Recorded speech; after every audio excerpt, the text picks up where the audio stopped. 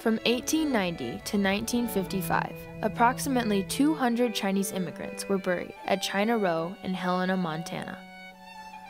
This cemetery is adjacent to the Forest Vale Cemetery, a well-kept area where many of Montana's founding fathers were buried.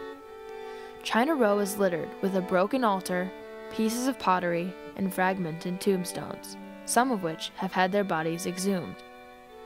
The ruins of China Row tell the story of Chinese culture and funeral rites, as well as the Chinese experience in the West.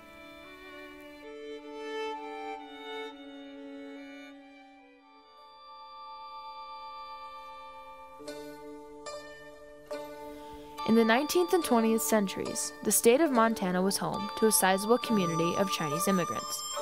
Attracted to the possibilities in America, they found work on the Transcontinental Railroad and gold mining industries.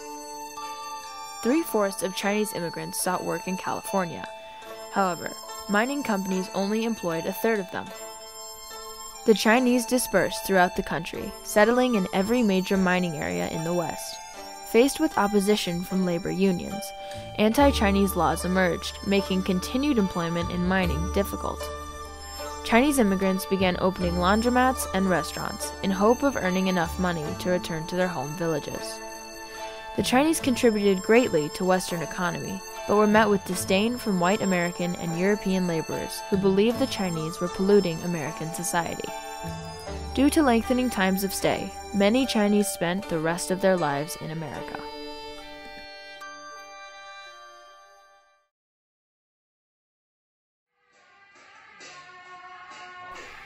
Chinese culture highlighted the importance of a proper burial, as a spirit that did not receive proper veneration from its descendants wandered through the world as a hungry ghost. These practices were of paramount importance to the community. To prevent such an unfortunate afterlife from occurring, families of the deceased performed numerous funeral rites. The following description comes from a Chinese woman's funeral ceremony in 1884 located in Boise, Idaho. As the body lay in state, Chinese women in Chinese garb wept and bowed heads to the floor over the remains. The sun covered the body with a scarlet and white blanket of death, sprinkled over it the last small tablets which are passports to heaven, and sacred nuts for immediate food. The last rite before the coffin was closed was to sprinkle the body with quantities of Chinese money to pay the passage to the other world. The body was taken to the Morris Hill Cemetery, Boise, Idaho. The women followed in carriages. The son came in a big bus with food, incense, and candles heaped in a large basket. On top was a pile of papers in Chinese, a message to the other world without which no one could reach heaven. The use of an altar was a key factor in Chinese burial procedures. Bob Morgan, a local of Helena, witnessed a Chinese funeral as a young boy at China Row. He painted a beautiful watercolor of the altar, which is now kept at the Montana Historical Society. They moved all the Chinese over adjacent to the cemetery. We were the people at the Historical Society. Somebody asked me if I knew where the Chinese cemetery was. And I used to watch the funerals when I was a little guy. And there was an altar there. And it was built out of brick. It was with a round top on it. And then it was open. We'd watch, they'd put all the food for the journey in there. And I remember the gongs and things they had. It was quite a thing. And we'd wait till everybody left, and then we'd go see what kind of food they put in there. Today, the altar is a meager pile of bricks, destroyed as a result of vandalism and neglect. A Chinese funeral practice varied heavily based on wealth. Unlike the simple, inexpensive practices of the Chinese woman of Idaho, some funerals were a spectacle to see. It began with a procession to the grave starting at sunset, led by a brass band. The hearse was followed by 60 or 70 Chinese wearing white muslin sashes tipped with black crepe. A group of 60 Chinese women followed. At the graveside ceremony, the deceased's overcoat, valued at $50, and a pair of blankets costing at least $15 were burned, so he would not be cold in the other world, but would have his coat and blankets. The practices of the Chinese burials were seen as foreign and thought to be pagan-like. We attended a big celebration at Chinatown last Sunday.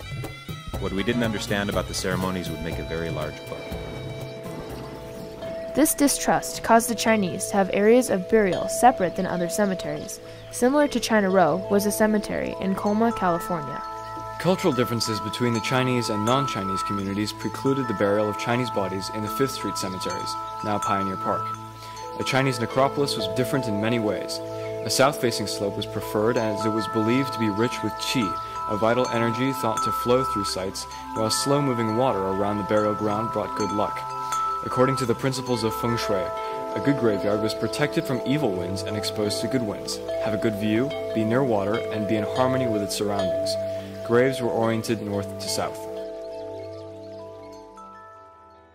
Another cemetery like this was found in Butte, Montana. This cemetery shows the Chinese rituals as well as the oppression of the surrounding white community. A death in Chinatown meant a funeral, and a funeral meant a colorful procession to the rear of old Mount Moriah Cemetery, where the Chinese burial ground was located. After an elaborate ceremony, an equally elaborate repast was laid out upon the freshly heaped mound, a menu consisting of all the delicacies dear to the Chinese taste and custom. When the mourners had safely gone, the white audience, consisting usually of assorted alcoholics and vagabonds, sat down to the feast, toasting the departed one liberally with his own rice whiskey. Friends of the deceased returning the next day for the crockery noted with satisfaction, no doubt, that the food had been consumed, and were thus gladdened to know that the departed one would be enabled to reach the seventh Chinese heaven, at the very least.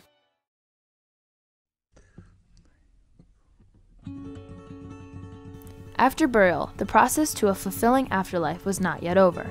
A caveat of this process was that the Chinese believed it was necessary to receive a final burial in mainland China for the spirit to be truly at rest. The process of exhuming and preparing the remains for shipment and reburial was coordinated by the family members or by the surrounding Chinese community. In Montana, if a Chinese person did not hold sufficient funds to be shipped back to China, he was buried at China Row in the Forest Vale Cemetery. Then, when enough money was raised, the bodies were exhumed. The bone pickers take the longest bone, say the leg, get a box made of that length and 18 inches or 2 feet wide and deep for the reception of all the bones. The polishers do not touch the bones with their hands, but handle them very dexterously with 2 sticks. They're very scrupulous in preserving every bone. The small box is then nailed up, and the bones of the celestial, in due time, are laid in his native land as per agreement. Exhumation and traditional funeral practices were meant to be performed by family, but many Chinese laborers came to America without close ones. In this case, fraternal and clan organizations underwent such processes. Communities all pitched in to aid their fellow man in their burial and often donated to a collection for it. Joining together in 1851, fraternal and clan organizations created the Chinese Six Companies. The Chinese Six Companies' main objective was to provide a sense of identity for their culture facing oppression and exclusion. These companies were key in aiding fellow countrymen with immigration, but also at the back end of their life with the exhumation of bodies. While shipping of corpses from the United States to China was legal, a steep tariff and the mandatory zinc coffin was a large investment. Helena's Chinese community leader, Tong Hing, was unsatisfied with these expenses and soon found a way around the system. He began placing the remains in barrels and labeled them all the same pickles. He was successful with this practice until an agent claimed that he smelled mice and discovered the corpses. The article detailing this story went on to assert that Tong Hing left the barrel company and stroked his queue as he contemplated the cremation business. Chinese burial practices represent more than tradition or freeing of souls. They represent a community holding on to its culture in a foreign environment. Without holding on to their culture, the Chinese may have crumbled and changed in order to avoid oppression from the white community. There is a lesson to be learned from China Row, as even though their practices may have seemed strange to outsiders, they were of value to the Chinese and therefore needed to be respected. China Row stands today as an example of a culture and the importance of its preservation. Its neglected nature is a metaphor, both for the exclusion of the Chinese during the late 19th and early 20th centuries, but also for the fact that too often, the contribution of the Chinese to the development of the West goes unacknowledged. By paying proper respect to the memory of the Chinese in the American West, maybe their souls can finally be at rest.